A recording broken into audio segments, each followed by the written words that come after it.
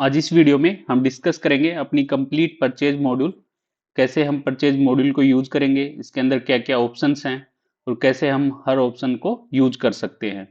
तो आपको सबसे पहले सॉफ्टवेयर में लॉगिन करना है। सॉफ्टवेयर के अंदर सेकंड ऑप्शन आपके पास परचेज। परचेज के अंदर पहला ऑप्शन हमारे पास परचेज, तो हम यहाँ से अपनी परचेज कर सकते हैं। तो जब भी हम परचेज की एंट्री करते हैं हमारा स्टॉक इम्पैक्ट होता है। सपोज हमने किसी आइटम की 10 क्वांटिटी परचेज की, तो हमारा उस पर्टिकुलर आइटम का स्टॉक 10 इंक्रीज हो जाता है। तो हम यहाँ से परचेज कर सकते हैं। तो जब भी आप परचेज करने जाएंगे सबसे पहले आपको यहाँ से सप्लायर सेलेक्ट करने हैं। आपको जितने भी एग्जिस्टिंग सप्लायर होंगे वो यहाँ से सप्लायर आप सेलेक्ट कर सकते हैं। न्यू सप्लायर आपको ऐड करना है तो आप डायरेक्टली यहाँ से न्यू सप्लायर ऐड कर सकते हैं। इस बटन पे क्लिक करके आप न्यू सप्लायर ऐड कर सकते हैं। आपको यहाँ से सप्लायर सेलेक्ट करना है, तो मैंने अभी इस केस के लिए सप्लायर 2 सेलेक्ट किया। यहाँ पे हमको सप्लायर इनवॉइस नंबर डालना है। हम यहाँ पे सप्लायर इनवॉइस नंबर डाल लेते हैं। हमको सपोज बैक डेट वगैरह की परचेज एंट्री करनी है तो हम यहाँ से अपनी सप्लायर इनवॉइस डेट और बिल डेट को भी अपडेट कर सकते हैं। हम यहाँ से आइटम सेंटर सेलेक्ट कर सकते हैं कि किस आइटम सेंटर पे हम हमारा डिलीवरी ले रहे हैं स्टॉक की। तो जितने भी आपके पास आइटम सेंटर ऐड होंगे वो यहाँ पे लिस्ट आ जाती है। आप वो आइटम सेंटर सेलेक्ट करके परचेज कर सकते हैं। उसी आइटम सेंटर में आपका स्टॉक अपडेट हो जाता है। फिर आपको यहाँ से आइटम सेलेक्ट करना है। जिस भी आइटम की आपको परचेज करनी है, परचेज की एंट्री करनी है, वो आइटम आपको सिंपली यहाँ से सेलेक्ट करने हैं। जैसे मैंने अभी एप्पल ग्रीन किया। मैं मल्टीपल आइटम्स की परचेज एक साथ कर सकता हूँ यहाँ से। तो आप जितने भी आइटम्स की परचेज की एंट्री आप कर रहे हैं सारे आइटम्स यहाँ से सेलेक्ट कर सकते हैं। यहाँ पे हम अपडेट कर सकते हैं उनके basic price including GST, purchase discount, purchase rate, taxable amount, जो भी चीज हमको अपडेट करनी हो। सपोज एक आइटम आज हमने 150 पे लिया, कल वो 160 पे आ रहा है, तो जस्ट हमको यहाँ पे 160 अपडेट करना है। यहाँ पे हम आइटम की वैल्यू अपडेट कर देते हैं कि 160 की परचेज हो जाएगी। कितनी क्वांटिटी हमको परचेज करनी है, क्या पेमेंट मोड हम यूज कर रहे हैं। सपोज हम कैश में सप्लायर से परचेज कर रहे हैं या क्रेडिट पे या चेक पे, कार्ड पे, तो हम पेमेंट मेथड यहाँ से सिलेक्ट कर सकते हैं। फिर आप यहाँ से मोर डिटेल से अदर डिटेल्स भी ऐड कर सकते हैं। लाइक इंश्योरेंस चार्जेज हैं, उस पर कोई फ्रेट चार्जेस लग रहे हैं, उन चार्जेज जो अदर चार्जेज है, packaging charges, forwarding charges, other charges, उन पे जीएसटी वगैरह भी लगती है तो आप जीएसटी भी सिलेक्ट कर सकते हैं। सपोज इंश्योरेंस चार्जेज है 100 रुपए, तो आप यहाँ पे 100 रुपए ऐड कर सकते हैं। और 100 रुपए पे कुछ जीएसटी भी लग रही है, इंश्योरेंस चार्जेज पे जीएसटी लगती है, तो आप वो भी यहाँ पे सिलेक्ट कर सकते हैं। अदरवाइज यहाँ से जीएसटी आप हटा भी सकते हैं। फिर एडवांस पेड डेबिट एडजस्टमेंट आप यहाँ पे कर सकते हैं। सपोज किसी सप्लायर को आपने ऑलरेडी कुछ एडवांस अमाउंट पे की हुई है, तो आप जितने भी आपने उसको एडवांस पे किए हुए हैं, सपोज इस बिल के लिए आपको वो यहाँ पे एडजस्ट करने हैं, तो आप यहाँ से कर सकते हैं प्लस बटन से। सेम ऐसे ही सपोज आपने कभी किसी सप्लायर से सामान लिया था, आपने वो XYZ रीजन से वापस कर दिया, तो आपने उसको कोई डेबिट नोट इश्यू किया था, तो आप यहाँ से डेबिट नोट को एडजस्ट कर सकते हैं इस पर्टिकुलर परचेज के लिए। जब आप सारी डिटेल्स यहाँ पे फिल कर लेते हैं तो आपको यहाँ पे सेव करना है। आपकी परचेज हो जाती है, आपका स्टॉक इम्पैक्ट हो जाता है, आपका स्टॉक इंक्रीज हो जाता है। तो ये थी हमारी परचेज। ऐसे आप परचेज की एंट्री कर सकते हैं। अब ये परचेज पेज मैंने आपको दिखाया, ये डायनेमिक है। डायनेमिक है मीन्स कि यहाँ पे मल्टीपल ऑप्शन से आपको कोई ऑप्शन हटाना हो यहाँ से तो आप हटा सकते हैं। जैसे इस केस में यहाँ पे रैक नंबर है, मैन्युफैक्चरिंग डेट है, एक्सपायरी डेट है, तो और भी जितने भी ऑप्शन है, primary discount, unit type, MRP, जितने भी हैं, आपको कोई ऑप्शन ऐसा है कि जो आपको यहाँ पे नहीं रखना है या कोई और ऑप्शन है हमारे इस पेज पे, तो वो आपको यहाँ पे विजिबल कराने हैं। तो उसकी हमने सुपर एडमिन में सेटिंग्स बनाई हुई हैं। तो आपको सुपर एडमिन में लॉगिन करना है परचेज पेज की सेटिंग्स के लिए। ये मैंने सुपर एडमिन में लॉगिन किया। यहाँ से आपको सॉफ्टवेयर में आना है। सॉफ्टवेयर के बाद डिस्प्ले सेटिंग्स, डिस्प्ले सेटिंग्स के बाद आपको परचेज सेटिंग्स पे क्लिक कर रहे हैं। परचेज पेज की सेटिंग्स है, तो आप यहाँ पे जो जो फील्ड आपको वहां पे चाहिए आप यहाँ से चेक कर सकते हैं। जो जो फील्ड यहाँ पे हैं और नहीं चाहिए वो आप अनचेक कर सकते हैं, वो फील्ड वहां पे अपीयर नहीं होते हैं। अब सपोज मेरे को मैन्युफैक्चरिंग डेट हटानी है तो मैं यहाँ से मैन्युफैक्चरिंग डेट को डिसेबल कर दूंगा। एक्सपायरी डेट मेरे को हटानी है, मैं एक्सपायरी डेट यहाँ से हटा सकता हूँ। तो अब मैंने यहाँ से 2 फील्ड हटाए और इसको सबमिट किया, तो हम देखेंगे कि 2 फील्ड हमारे इस पेज से हट जाएंगे, मैन्युफैक्चरिंग डेट और एक्सपायरी डेट। मैं अभी इसको रिफ्रेश करता हूँ तो ये फील्ड यहाँ से हट जाते हैं। आप देख सकते हैं यहाँ से मैन्युफैक्चरिंग डेट और एक्सपायरी डेट के ऑप्शन हट गए हैं। तो ये पेज परचेज पेज डायनेमिक है, इसमें क्या क्या ऑप्शन चाहिए तो आप सुपर एडमिन सेटिंग से परचेज सेटिंग से इसको अपडेट कर सकते हैं, अपने हिसाब से इसको कस्टमाइज कर सकते हैं। कुछ फील्ड वहां पे और हैं जो अभी यहाँ पे नहीं दिख रहे, तो वो इनेबल कर सकते हैं। जैसे एक बहुत ही अच्छा हमने मॉड्यूल ऐड किया है परचेज पेज पे, मल्टीपल करेंसी का।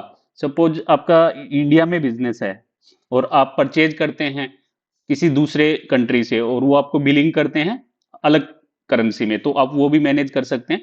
तो आप मल्टीपल करेंसी में भी परचेज कर सकते हैं। उसके लिए यहाँ से आपको सेम पेज से सुपर एडमिन से सेटिंग से डिस्प्ले सेटिंग्स परचेज सेटिंग्स, यहाँ से आपको वो करेंसी का ऑप्शन, ये आप देख सकते हैं यहाँ पे करेंसी का ऑप्शन है, ये हम इनेबल करना होता है। अब मैंने इनेबल कर दिया। अब मैं इस पेज को परचेज पेज को अपने को रिफ्रेश करता हूँ, तो हमको यहाँ पे करेंसी का ऑप्शन मिल जाता है। आप देख सकते हैं यहाँ पे करेंसी का ऑप्शन आ गया। तो हम मल्टी करेंसी में भी बिलिंग कर सकते हैं, परचेज अपनी सेल परचेज कर सकते हैं। सेल के टाइम में मैं सेल के केस में भी आपको दिखाऊंगा, अभी परचेज के केस में आपको दिखा रहा हूँ। अगर आपको मल्टीपल करेंसी में परचेज करनी है तो आप यहाँ से कर सकते हैं। आपको यहाँ पे सप्लायर सेलेक्ट करना है, सेम वही प्रोसेस है, बट आपको यहाँ पे करेंसी सेलेक्ट करनी रहती है। तो जो भी करेंसी आप सेलेक्ट करते हैं उसी करेंसी में उसी अमाउंट में आपकी बिलिंग हो जाती है। फिर इसमें और भी अदर ऑप्शंस है, जैसे आप सीरियल नंबर यूज करके भी अपनी परचेज कर सकते हैं। मैं आपको दिखाता हूँ। आप यहाँ से जैसे ऐड सीरियल नंबर आपने किया, अभी कोई भी आप आइटम आपको परचेज करना है, जैसे सीरियल नंबर किस केस में यूज होता है, बेसिकली इलेक्ट्रॉनिक्स आइटम्स के सीरियल नंबर होते हैं, जैसे मोबाइल का IMEI नंबर होता है, इलेक्ट्रॉनिक्स आइटम्स के सीरियल नंबर वगैरह होते हैं। अगर वो आइटम्स आपको परचेज कर रहे हैं जिनका सीरियल नंबर है, तो आप यहाँ से इस ऑप्शन को चेक करके फिर परचेज करते हैं, तो आपको यहाँ पे ऑप्शन मिलेगा सीरियल नंबर IMEI नंबर डालने का। जब आप सेल करने जाएंगे तो आपसे पूछेगा कि आपने कौन सा प्रोडक्ट का कौन सा सीरियल नंबर सेल करना है, तो आप वही सीरियल नंबर सेल कर सकते हैं। मैं एक आइटम की एंट्री करके दिखा देता हूँ आपको। जैसे हमारे पास आईफोन है, मैंने ये सेलेक्ट किया, इसकी हम 5 क्वांटिटी परचेज कर रहे हैं और हमने सीरियल नंबर इनेबल किया हुआ है, तो मैं परचेज कर रहा हूँ। तो आपने देखा यहाँ पे मेरे से पूछेगा कि आपको कौन से 5 आपको सीरियल नंबर परचेज करने हैं, तो मैं यहाँ पे डाल सकता हूँ, जैसे बाय डिफॉल्ट अभी कुछ भी मैंने ये ले लिया। मैं जनरेट पे करता हूँ तो पांचों सीरियल नंबर ऑटोमेटिक भी जनरेट हो जाते हैं, या आपको यूनिक डालने हैं तो आप यहाँ से यूनिक भी डाल सकते हैं, जो एक्चुअल सब IMEI नंबर और सीरियल नंबर आपको सप्लायर ने दिया, आप वो यहाँ पे एंट्री कर सकते हैं और सबमिट कर दें। सॉरी, आपको सप्लायर इनवॉइस नंबर डालना मैंडेटरी रहता है, तो मैं सप्लायर नंबर डाल के एक ही परचेज करता हूँ। इसकी मैं सेल करके आपको दिखाऊंगा कि IMEI नंबर सीरियल नंबर कैसे काम करता है। जैसे अभी मैं कैश में परचेज करना चाह रहा था, तो वहां पे हमको ऑप्शन दिखा दिया कि आपके अकाउंटिंग में आपकी बैलेंस शीट में इतना कैश अवेलेबल नहीं है कि आप इतनी अमाउंट की पेमेंट कैश में कर सको। तो ये परचेज मैं क्रेडिट पेमेंट मोड पे कर रहा हूँ।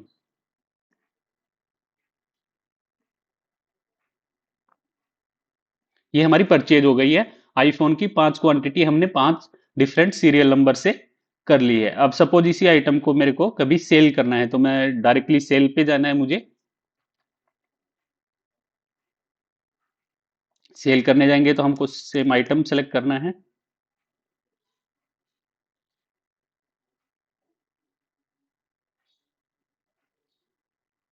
देखो यहाँ पे जैसे ही मैंने ये आइटम सेलेक्ट किया, इसके मैंने 5 IMEI मेरे पास अवेलेबल हैं जो अभी मैंने परचेज किए थे।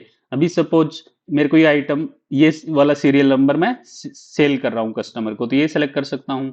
अगर ये करना है तो मैं ये कर सकता हूँ। जो भी आप सीरियल नंबर अभी सेल कर रहे हैं वो आप यहाँ पे डालेंगे, तो आपके इनवॉइस पे वो सीरियल नंबर भी प्रिंट हो जाता है। वो IMEI भी लिख के आ सकता है, सीरियल नंबर भी, वो भी डायनेमिक है, उसकी भी सेटिंग्स बनी हुई है, वो भी मैं आपको दिखाऊंगा।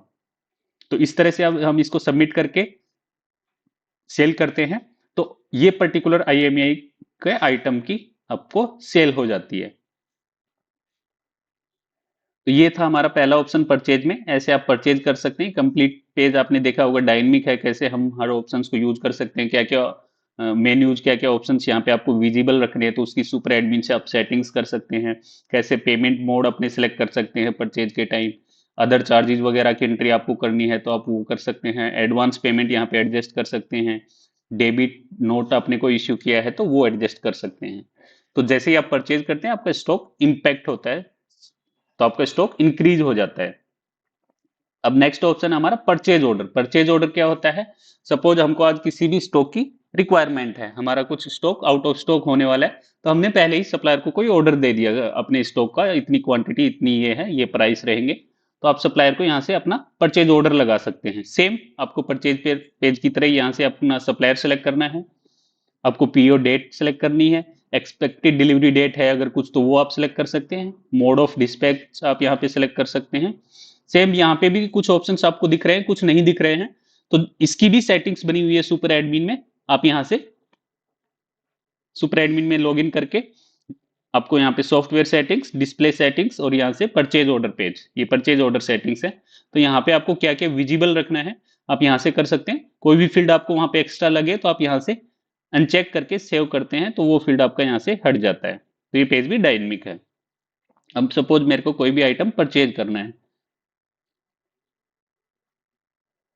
कोई भी आइटम ले लेता हूँ, इसका हम परचेज ऑर्डर डाल रहे हैं अपने सप्लायर को, यहाँ पे हम क्वांटिटी डाल सकते हैं, सपोज मैंने 10 क्वांटिटी डाल दी। और मल्टीपल आइटम्स का परचेज ऑर्डर आपको बनाना है तो आप मल्टीपल आइटम्स भी यहाँ पे सेलेक्ट कर सकते हैं। सेम परचेज की तरह आप यहाँ पे रिमार्क्स वगैरह डाल सकते हैं, मोर डिटेल से अपने अदर चार्जेस वगैरह उस पर कुछ लग रहे हैं तो वो डाल सकते हैं। कोई भी डिस्काउंट वगैरह सप्लायर आपको देता है, आप एक्सपेक्ट कर रहे हो कि आपको सप्लायर डिस्काउंट देगा, वो आप यहाँ पे डाल के सेव करते हैं। तो आप जैसे यहाँ से परचेज ऑर्डर डालते हैं आपका परचेज ऑर्डर क्रिएट हो जाता है। अब परचेज ऑर्डर से आपका स्टॉक इंपैक्ट नहीं होगा, क्योंकि सिर्फ अभी हमने सप्लायर को ऑर्डर दिया है, सप्लायर ने हमको सामान डिलीवर नहीं किया है। जब तक हम परचेज की एंट्री नहीं करते हैं आपका स्टॉक इंपैक्ट नहीं होता है। परचेज ऑर्डर बन गया और ये सप्लायर को सपोज हमने सेंड कर दिया, अभी सप्लायर ये सामान हमको भेजेगा, जब हमारे पास डिलीवर हो जाएगा हम डायरेक्टली परचेज ऑर्डर को परचेज में कन्वर्ट कर सकते हैं। परचेज ऑर्डर को डायरेक्टली परचेज में कन्वर्ट करने के लिए आपको सिंपली परचेज में आना है। सेम आपको सप्लायर सेलेक्ट करना है। अब हम डायरेक्ट परचेज ना करके हम पीओ को कन्वर्ट कर रहे हैं, तो परचेज टाइप से हमको पीओ सेलेक्ट करना है। अगर डायरेक्ट थी तो डायरेक्ट तो बाय डिफॉल्ट रहती है, हम ये ऑप्शन सेलेक्ट करने की जरूरत नहीं होती। डायरेक्ट परचेज मैंने करके दिखाई, या परचेज कर सकते हैं डायरेक्ट। अभी हम पीओ को कन्वर्ट कर रहे हैं परचेज में, पीओ के थ्रू हमने परचेज करने जा रहे हैं। तो हमने पीओ सेलेक्ट किया। यहाँ पे जितने भी पेंडिंग पीओ होंगे इस पर्टिकुलर सप्लायर के, जो सप्लायर हमने यहाँ पे सिलेक्ट किया उस सप्लायर के आपको दिख जाएगी ये पेंडिंग पीओ है। तो अब पीओ 5 जो अभी हमने बनाया वो मैं सिलेक्ट करता हूँ, तो ये ऑटोमेटिक आ जाएगा कि इस पीओ में आपने क्या क्या परचेज ऑर्डर में अपने क्या क्या आइटम्स लगाए थे, कितनी क्वांटिटी लगाई थी सप्लायर्स को, तो आप वो सेलेक्ट कर सकते हैं। यहाँ पे आप सप्लायर इनवॉइस नंबर सेम, यहाँ पे क्वांटिटी वगैरह अपडेट भी कर सकते हैं। सपोज हमने पीओ लगाया था सप्लायर को, वो 10 क्वांटिटी का लगाया था, बट उसने हमको 5 ही भेजी हैं या 6 भेजी हैं, 8 भेजी हैं, 2 बाद में भेजे गए, XYZ रीजन से उसने 8 ही भेजी है, तो आप यहाँ से क्वांटिटी भी अपडेट कर सकते हैं। तो उतनी ही क्वांटिटी की परचेज आपकी हो जाती है, और जितनी भी क्वांटिटी आपकी रिमेनिंग रह गई वो आपको रिपोर्ट में दिखा देते हैं कि आपने परचेज ऑर्डर 10 क्वांटिटी का लगाया था और आपको रिसीव हुई है 8। तो ये मैं करके दिखा देता हूँ। इससे पहले मैं एक आपको रिपोर्ट दिखाता हूं। जैसे हम रिपोर्ट्स में गए, परचेज पीओ पेंडिंग रिपोर्ट, हमने एक पीओ बनाया था पीओ 5, लास्ट डिजिट पीओ 5 ये। तो इसमें हमने इस पर्टिकुलर आइटम की 10 क्वांटिटी ली थी, अभी रिसीव कुछ भी नहीं हुई है तो जीरो है, बैलेंस क्वांटिटी 10 कि ये पीओ अभी हमने लगाया था, बट इसकी हमको कोई भी क्वांटिटी अभी रिसीव नहीं हुई है, क्योंकि इस पीओ को अभी तक हमने जीआरएन में या परचेज में कन्वर्ट नहीं किया है। तो अभी मैं इसको कन्वर्ट करता हूं, मैं इसकी कुछ क्वांटिटी करता हूं, आपको ज्यादा बेटर समझ में आएगा। सपोज मैंने 8 क्वांटिटी अभी इसकी परचेज में कन्वर्ट कर दी है, जो भी पेमेंट मोड लेना है। अभी मेरे पास कैश अवेलेबल नहीं है तो मैं क्रेडिट में इसको परचेज कर देता हूँ। Sorry, supplier invoice number mandatory रहता है। सप्लायर इनवॉइस नंबर होता है, जब भी किसी सप्लायर से आप परचेज करते हैं तो वो आपको इनवॉइस देता है, उस इनवॉइस पे एक नंबर होता है इनवॉइस नंबर, तो उसको हम परचेज इनवॉइस नंबर बोलते हैं, सप्लायर इनवॉइस नंबर। तो ये हमारी परचेज हो गई। अभी हम अपनी पीओ पेंडिंग रिपोर्ट देख रहे हैं, रिपोर्ट्स में आके परचेज पीओ पेंडिंग रिपोर्ट, अभी भी ये पीओ पेंडिंग रिपोर्ट में ही दिखाएगा, क्योंकि ये कंप्लीट परचेज ऑर्डर परचेज में कन्वर्ट नहीं है, कुछ क्वांटिटी हुई है। तो देखिए ये आइटम था, ये पीओ था हमारा, ये आइटम था, इसकी 10 क्वांटिटी का पीओ हमने लगाया था, 8 क्वांटिटी हमको रिसीव हो गई, क्योंकि मैंने 8 क्वांटिटी का पीओ अभी पीओ परचेज में कन्वर्ट कर दिया है। 2 क्वांटिटी बैलेंस है, अभी 2 क्वांटिटी और आनी है, वो बाद में भेज रहा है या नहीं भेज रहा है, तो ये मेंटेन हो जाएगा आपका प्रॉपरली। कि कितनी क्वांटिटी का हमने पीओ लगाया था, कितना उसने भेजा और कब कब भेजा। अभी सपोज 2 दिन बाद वो 2 क्वांटिटी भेज रहा है, 5 दिन बाद, तो ये 5 दिन बाद की एंट्री हो जाएगी। तो आपको डेट वाइज सारा डेटा एक जगह पे मिल जाता है कि कब हमने पीओ लगाया था और सप्लायर ने अपनी जितने भी क्वांटिटी का ऑर्डर हमको सेंड किया है वो कब कब भेजी है। तो ये सारा डेटा आपके पास रहता है। फिर है नेक्स्ट ऑप्शन हमारा जीआरएन।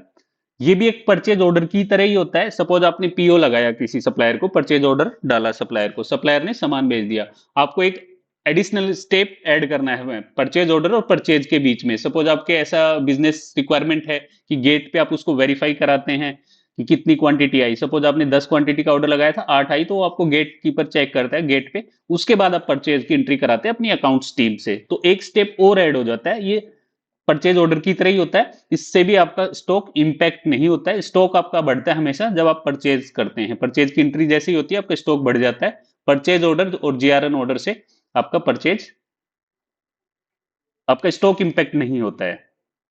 तो आप जीआरएन ऑर्डर भी यहां से बना सकते हैं और परचेज ऑर्डर को भी जीआरएन में कन्वर्ट कर सकते हैं। तो ये हमारा जीआरएन पेज है। हम यहाँ से सपोज हमको एक स्टेप स्किप करना है, हम पीओ नहीं डालते, हम डायरेक्ट जीआरएन से स्टार्ट करते हैं। तो हम सेम जैसे हमने पीओ बनाया था वैसे ही सप्लायर सेलेक्ट करना है, सेम वही डिटेल है, वही डिटेल डाल के यहाँ से सेव करेंगे, हमारा जीआरएन बन जाएगा। और इस जीआरएन को हम परचेज में कन्वर्ट कर सकते हैं। जैसे अभी मैंने आपको करके दिखाया था पीओ को परचेज में, सेम इसी प्रोसेस से हम जीआरएन को भी परचेज में कन्वर्ट कर सकते हैं। कैसे, मैं फिर से परचेज में आप जाता हूं।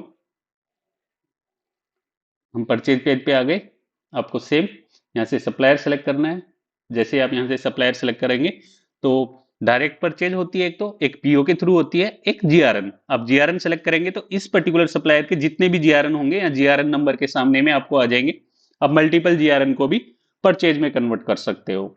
तो आप पहले परचेज ऑर्डर डालते हैं, परचेज ऑर्डर से आप जीआरएन में कन्वर्ट कर सकते हैं, जीआरएन को परचेज में। तो सपोज हमने पहले परचेज ऑर्डर लगाया, परचेज ऑर्डर बना, उसके बाद सपोज परचेज ऑर्डर को हम डायरेक्ट परचेज में ना करके जीआरएन में कर रहे हैं, तो आपको जीआरएन ऑर्डर पे जाना है। आप डायरेक्ट जीआरएन ऑर्डर भी बना सकते हैं और किसी पीओ को सिलेक्ट करके भी। सपोज अभी मेरे को पीओ 5 को कन्वर्ट करना है जीआरएन में, मैं डायरेक्ट जीआरएन नहीं बना रहा हूँ, मैं पीओ के थ्रू बना रहा हूँ। तो मैं ये पीओ नंबर सेलेक्ट करूंगा, सारी डिटेल्स आ जाएंगी, सेव करेंगे तो ये जीआरएन कन्वर्ट क्रिएट हो जाएगा आपका। इस जीआरएन को आप परचेज में कन्वर्ट कर सकते हैं। और ये फिर यहाँ से आप उसकी रिपोर्ट्स वगैरह चेक कर सकते हैं। रिपोर्ट्स में गए, परचेज, परचेज रिपोर्ट्स, यहाँ से आपने जितना भी परचेज किया वो परचेज रिपोर्ट्स में आप देख सकते हैं। परचेज रिटर्न रिपोर्ट मैं आगे दिखाऊंगा कैसे परचेज रिटर्न करते हैं। तो परचेज रिटर्न रिपोर्ट यहाँ पे बन जाती है। Purchase item report, item wise क्या क्या आपने परचेज किया तो आइटम वाइज आप यहाँ पे देख सकते हैं। यहाँ पे आप सप्लायर वाइज परचेज रिपोर्ट्स देख सकते हैं। पीओ रिपोर्ट, जो जो परचेज ऑर्डर आपने बनाए वो परचेज ऑर्डर रिपोर्ट आप देख सकते हैं। PO pending reports, purchase order जो भी आपने सप्लायर को डाले हैं बट अभी तक आपको रिसीव नहीं हुआ है उनका स्टॉक, तो पीओ पेंडिंग रिपोर्ट में दिखाता है। सेम ऐसे ही जीआरएन रिपोर्ट, जो भी जीआरएन आपने क्रिएट किए हैं वो जियो पेंडिंग रिपोर्ट में, और जो जीआरएन आपके कन्वर्ट हो गए हैं परचेज में वो आपके जीआरएन रिपोर्ट में आ जाते हैं। फिर परचेज में फोर्थ ऑप्शन है परचेज रिटर्न। यहाँ से आप परचेज रिटर्न करते हैं। सपोज आपने किसी सप्लायर से कुछ भी स्टॉक परचेज किया, कितने भी आइटम, कितनी भी quantity, but X Y Z region से कुछ क्वांटिटी या कुछ आइटम्स या कंप्लीट ऑर्डर ही आपको रिटर्न कर रहा है, तो आप यहाँ से परचेज रिटर्न क्रिएट कर सकते हैं। आपको परचेज रिटर्न पे क्लिक करना है। यहाँ पे शो बिल पे, यहाँ पे जितनी भी परचेजेज होंगी आपकी वो आपको यहाँ पे मिल जाती है। आप यहाँ से वो बिल नंबर या सप्लायर नंबर से सर्च भी कर सकते हैं आप यहाँ से, और उसको सेलेक्ट करते हैं। सेलेक्ट करने के बाद आपको यहाँ पे सारी डिटेल्स ऑटोमेटिक फिल हो जाती है, क्या नंबर था, क्या क्वांटिटी थी, कितनी क्वांटिटी परचेज की है। जैसे इस पर्टिकुलर परचेज जो मैंने अभी बनाई इसमें हमने 8 क्वांटिटी परचेज की थी। अभी रिटर्न कितनी करनी है मैं वो यहाँ पे डाल सकता हूँ और सेव करता हूँ, तो यहाँ पे परचेज रिटर्न अपना क्रिएट हो जाता है। तो मैं ये करके दिखा देता हूँ आपको। ये मैंने परचेज रिटर्न कर दी, जो अभी परचेज की थी वो परचेज हमने रिटर्न कर दी है सप्लायर को कंप्लीट। तो अब जैसे हम परचेज रिटर्न क्रिएट करते हैं तो हमारे पास दो ऑप्शन मिलते हैं यहाँ पे, डेबिट नोट और रिसीव पेमेंट। क्यों? क्योंकि सपोज हमने कुछ भी अभी परचेज किया, हमने सपोज किसी सप्लायर से 10,000 का परचेज किया है और जैसे हमने वो उसको सामान सारा वापस कर दिया, या तो हम उसको, या तो सप्लायर हमको रिफंड दे देगा, पैसे वापस कर देगा, तो हम रिसीव पेमेंट कर देते हैं। या डेबिट नोट वो देता है, वो हमको क्रेडिट नोट देता है बट हम अपने सिस्टम में एंट्री करते हैं तो डेबिट नोट की एंट्री होती है, सप्लायर हमको क्रेडिट नोट देता है। तो हम यहाँ से सप्लायर को डेबिट नोट इश्यू कर देते हैं। डेबिट नोट क्या होता है कि जब भी हम आगे आपसे कुछ परचेज करेंगे तो हम वो अमाउंट आपको अगली परचेज में एडजस्ट कर लेंगे। तो आप यहाँ से डेबिट नोट क्रिएट कर देंगे उसको, तो जब भी आप नेक्स्ट परचेज करेंगे उस परचेज में वो अमाउंट आप एडजस्टमेंट कर सकते हैं। फिर नेक्स्ट ऑप्शन आपका सप्लायर ड्यू अमाउंट। यहां से जितने भी आपने क्रेडिट पे परचेज किए हैं उनकी आप यहां से पेमेंट कर सकते हैं। सपोज आपने क्रेडिट पे उधार पे कुछ सामान लिया है, ड्यू डेट को आपको पेमेंट कर दिया आपने सप्लायर को, वो एंट्री यहाँ पे करनी है। तो आपको यहाँ पे सारे पेंडिंग बिल्स दिखा देते हैं, फिर आपको यहाँ पे पेमेंट पे क्लिक करना है। यहाँ से आप पेमेंट पे क्लिक करके सप्लायर सेलेक्ट करते हैं, तो उस सप्लायर के जितने भी पेंडिंग बिल्स हो जाएंगे, पेंडिंग बिल्स हैं जिसकी पेमेंट अभी तक हमने नहीं की है वो दिख जाएंगे। आप यहाँ से उस पर्टिकुलर बिल की पेमेंट या टोटल बिल की भी पेमेंट कर सकते हैं। सपोज आपको तीनों बिल की पेमेंट करनी है तो आप तीनों बिल की पेमेंट सेलेक्ट करके टोटल अमाउंट जैसे हमारे इसकी इतनी पेंडिंग है तो हम ये सारी अमाउंट भी पे कर सकते हैं। हाफ अमाउंट करनी हो या कुछ अमाउंट करनी हो उतनी अमाउंट भी हम यहाँ से पे कर सकते हैं। यहाँ पे भी सारे पेमेंट मेथड हैं कि चेक से करना है, ऑनलाइन ट्रांसफर करना है, कैश से करना है। तो यहाँ पे अमाउंट डाल के सेव करते हैं तो सप्लायर की पेमेंट यहाँ से डन हो जाती है, सप्लायर को पेमेंट हम यहाँ से कर सकते हैं। तो ये था हमारा परचेज मॉड्यूल पूरा। आप कैसे परचेज कर सकते हैं, परचेज ऑर्डर लगा सकते हैं सप्लायर को, परचेज ऑर्डर को जीआरएन में कन्वर्ट कर सकते हैं, जीआरएन को परचेज में कर सकते हैं, परचेज रिटर्न आप कैसे कर सकते हैं, सप्लायर को पेमेंट आप कैसे कर सकते हैं। और सारे पेजेस ऑलमोस्ट यहाँ पे डायनेमिक थे। डायनेमिक मीन्स कि आपको कौन से पेज पे क्या क्या ऑप्शंस चाहिए, क्या क्या ऑप्शंस नहीं चाहिए, वो आप सुपर एडमिन सेटिंग से मैंने दिखाया। चेक अनचेक कर सकते हैं, जो जो फील्ड वहां से आप सेलेक्ट करते हैं वही फील्ड यहाँ पे विजिबल रहते हैं। तो ये जैसे है रैक नंबर वगैरह यहाँ पे दिख रहा है, मैंने आपको दिखाई थी यहाँ पे एक्सपायरी डेट, मैन्युफैक्चरिंग डेट हटा के। बट आपको आइडिया होगा जैसे मेडिकल बिजनेस वगैरह होते हैं उसमें expiry date, manufacturing date mandatory रहती है। तो वो यहाँ से अपने अकाउंट से सुपर एडमिन से लॉगिन करके मैन्युफैक्चरिंग डेट और एक्सपायरी डेट वगैरह इनेबल कर सकते हैं। मैं आपको फिर से करके दिखाता हूँ तो वहां पे फिर से अपीयर हो जाएंगी। जैसे ये थी मैन्युफैक्चरिंग डेट, ये एक्सपायरी डेट, ये दोनों फील्ड मैंने यहाँ से चेक कर दिए। अब मैं यहाँ पे पेज को रिफ्रेश करूंगा परचेज को, तो दोनों ऑप्शन हमको मिल जाएंगे। तो हम परचेज करते टाइम अपनी मैन्युफैक्चरिंग डेट, एक्सपायरी डेट वगैरह डाल के परचेज कर सकते हैं। तो आपके पास डेटा रहता है कि आपने जो जो स्टॉक परचेज किया था उसकी मैन्युफैक्चरिंग डेट क्या थी, एक्सपायरी डेट क्या थी। तो ये थी हमारी कंप्लीट परचेज मॉड्यूल। कैसे आप परचेज मॉड्यूल के अंदर जितने भी ऑप्शंस हैं वो यूज कर सकते हैं। Thank you.